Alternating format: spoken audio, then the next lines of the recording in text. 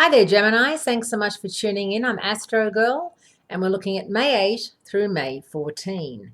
And you're really in the throes and the thick of having Mars, the planet of energy, stamina, sexual passion, even aggression and war in your sign. And it's in your sign for 6 weeks. And we're really in the middle of it all. And with Mercury moving forward, Venus moving direct, it's a time when Mars is really going to affect you and you're going to start feeling what it's like to have Mars in your sign. So I'm just going to read a little bit about Mars in Gemini. Here, Mars is in lively but a somewhat restless mode. There is often a tendency to fritter away your energy and also to spend a lot of time on things that isn't really necessary, so that you don't spend time on things that is necessary. If the individual has a good sense of purpose and is ambitious, there should be few problems. There could also be an emphasis on intellectual energy, so interest will need to incorporate this kind of challenge. Sporting and physical activities that also require mental alertness will suit those that are born with Mars in Gemini. And yet, for knowing that, you have to have your chart done. And in your chart, it'll tell you where Mars is. And don't forget, you can order charts through my website. Sporting and physical activities that also require mental alertness will suit those with Mars in Gemini. A lively, assertive attitude will be taken in argument and debate, and there will be no lack of things to say on any occasion. Here, too, there is often more than a hint of Gemini duality, and it should be accepted and developed as versatility.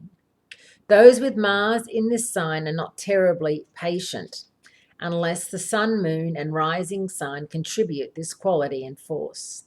Boredom can therefore catch up with you very easily. Obviously, the expression of versatility and a change of scene and occupation will be a superb counterbalance to this. So as you're going through with Mars in your sign, do make sure that you're not being impatient, that you're not being pushy, that you are recognizing that things might be swimming along well for you, but not everybody else. We're just coming out of Mercury retrograde, which of course went forward on the 3rd, but I don't think that it really did go forward until about the 6th, because I was still having computer problems and issues with my phone whilst Mercury was supposedly moving forward. Sometimes it stations for a couple of days. So I don't know about you, but I didn't think it really went forward until that weekend. And this week there is a full moon in Scorpio. And that's going to be very intense and definitely something to be warned about and to know about. It's going to be transiting your 6th house of hard work, service to others, health and well-being. And that's where it's going to be putting its attention.